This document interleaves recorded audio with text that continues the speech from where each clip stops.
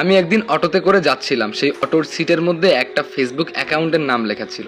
বিষয়টা খুব ইন্টারেস্টিং লাগলো। তারপরে আমি ফেসবুকের মধ্যে সার্চ করলাম, সার্চ করে আইডি অনেকগুলোই আসলো ওই নামে, কিন্তু আমি উড়াধুরা ফ্রেন্ড রিকোয়েস্ট দিলাম, দিয়ে ওই সিটের মধ্যে যে নামটা লেখা ছিল ওটার একটা পিক তুললাম, পিক তুলে প্রত্যেকটা আইডিতে হ্যালো হাই লিখে পাঠিয়ে দিলাম, আর দেখলাম যে কোনটা রেসপন্স করে।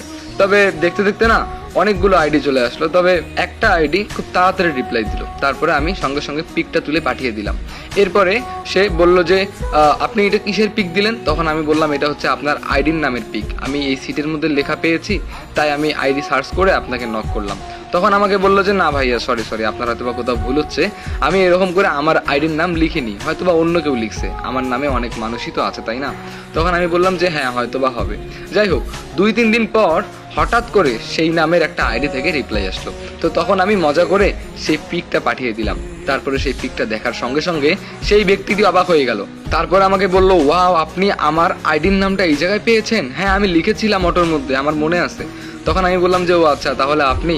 যাই হোক, অনেক ভালো লাগছে আসলে, বিষয়টা আমার কাছে খুব ইন্টারেস্টিং লাগছে জন্য আপনার আইডিটা সার্চ করে আপনাকে নক করলাম। যাই হোক, আপনাকে যদি দেখতে পেতাম তাহলে অনেক ভালো লাগতো আমার। তো সঙ্গে সঙ্গে না 4-5টা পিক পাঠিয়ে দিল। আমি পিকগুলো দেখে লেগে গেলাম। আসলে এগুলো 4টাই মেয়ের পিক ছিল, কিন্তু আইডির নামটা ছেলের নামে নাম। আমি ভাবছিলাম হয়তো বা কোনো ছেলে, কিন্তু মেয়ে। তারপরে আমি বললাম যে আচ্ছা আপনি মেয়ে নাকি ছেলে? তখন সে বললো আচ্ছা আমাকে দেখে কোন অ্যাঙ্গেলে ছেলে মনে হয়? এরপর আমি বললাম যে না মানে আইডির নামটা ছেলের, কিন্তু আপনি পিক দিচ্ছেন মেয়ের। তখন বললো যে না আসলে এটা আমি আমার হাজব্যান্ডের আইডি চালাই। তখন আমি অবাক হয়ে গেলাম যে আপনাকে দেখে মনে হয় না তো আপনার বিয়ে হয়েছে, আপনাকে দেখে মনে হয় যে আপনার বয়স অনেক কম। তখন সে বললো হ্যাঁ আমার বয়স কম হতেই পারে, কিন্তু আমি বিবাহিত। এরপর আমি বললাম যে আচ্ছা আপু, আই এম সরি, আসলে আমি এমনি মজা করে নক করছিলাম, ভালো থাকবেন। এই কথা বলে আমি বিদায় নিয়ে নিলাম। যাই হোক, আবার 2-3 দিন কেটে গেল। 2-3 দিন পর আমার নাম্বারে একটা কল আসে, তো আমি ফোনটা রিসিভ করি। ফোনটা রিসিভ করার পরে সে বলে যে আপনি কি আমাকে চিনতে পারেননি? এরপরে আমি বললাম যে না আমি তো আপনাকে চিনতে পারছি না। তখন সে বলল কিছুদিন আগে আমার আইডির নামটা যে অটোর পিছনে পেয়েছিলেন, তারপরে যে আমাকে নক করলেন। এরপর আমি বললাম যে ও আচ্ছা আপনি, বাট আমার নাম্বার পেলেন কোথায়?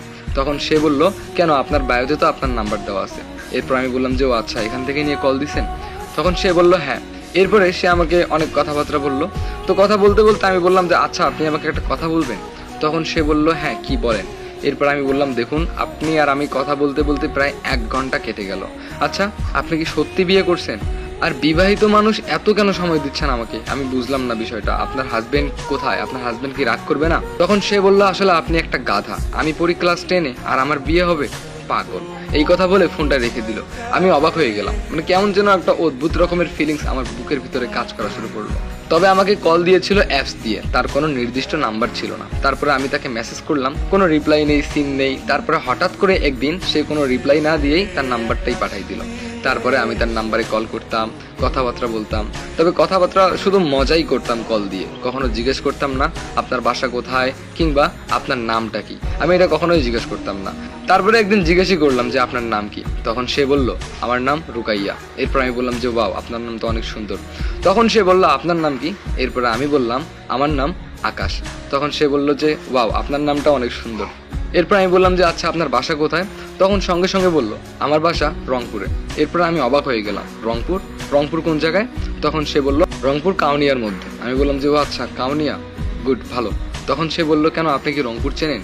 এরপর আমি বললাম যে হ্যাঁ আমি তো রংপুর চিনি, আমার বাসা হচ্ছে রংপুর চিড়িয়াখানা মোড়। তখন সে বললো যে ও আচ্ছা চিড়িয়াখানা মাঝে মাঝে ঘুরতে যাই। বেশ, এরকম করে প্রায় কয়েকদিন কথা হয়ে গেল। একদিন আমরা প্ল্যান করলাম যে আমরা মিট করব রংপুর চিড়িয়াখানাতেই। তারপরে আমি বললাম যে না, ওইদিকে যদি মিট করি তাহলে আমার প্রবলেম হয়ে যাবে, কারণ আমার ফ্যামিলির প্রত্যেকটা মেম্বার ওইদিকে সবসময় ঘোরাফেরা করে, আমরা অন্য কোনো জায়গায় মিট করি। তখন সে বললো তাহলে আপনি বলেন কোথায় মিট করবেন? এরপর আমি তাকে বললাম চলো আমরা রাজবাড়িতে মিট করি। তারপরে আমরা মিট করতে গেলাম। হ্যাঁ, সো আমি তার জন্য অপেক্ষা করছিলাম, তার কোনো খুঁজই নেই, তার কোনো পাত্তাই নেই, সে কখন আসবে আমার সঙ্গে মিট করবে, আমি শুধু ছটফট করতেছিলাম। তবে আমাদের মাঝে কেমন যে সম্পর্ক এটা আমি নিজেও জানতাম না, আর সেও জানতো না। এটা না কোনো ভালোবাসা, না কোনো ভালো বন্ধুত্ব, মানে হুদাই একটা সম্পর্ক। তবে এটা অদ্ভুত রকমের একটা মায়া ছিল। যাই হোক, আমি ওকে ফার্স্ট টাইম সামনাসামনি দেখবো, আমার খুব ভালো লাগতেছে যে অনলাইনে পরিচয় হওয়ার পরে সামনাসামনি দেখবো।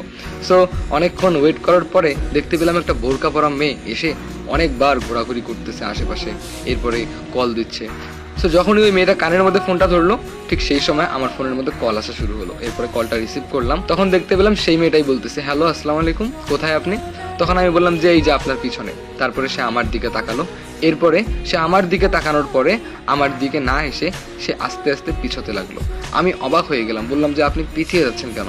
তখন সে কোনো কথা না বলে দৌড় শুরু করে। আমি অবাক হয়ে গেলাম, কি হলো ভাই, দেখা করতে আসলো, আমার সঙ্গে দেখা না করে দৌড় মারলো, বুঝলাম না। তারপরে আমিও দৌড় শুরু করলাম, আশেপাশের মানুষেরা আমাকে বলতেছে, এই এই তুমি দৌড়াচ্ছ কেন মেয়েটার পিছনে? যাই হোক, আমি ওকে আর ধরতে পারিনি, ও হাত ফসকে চলে গিয়েছে, মানে এইরকম একটা।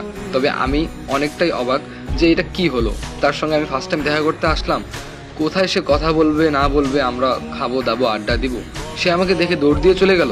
বিষয়টা আমার কাছে খুবই রহস্যজনক মনে হলো। তারপরে আমি তাকে অনেক নক করলাম, নাম্বারে কল করলাম, আমি আর দেখা পেলাম না। কেটে গেল 1 মাস 2 মাস, তার দেখা আমি পেলাম না।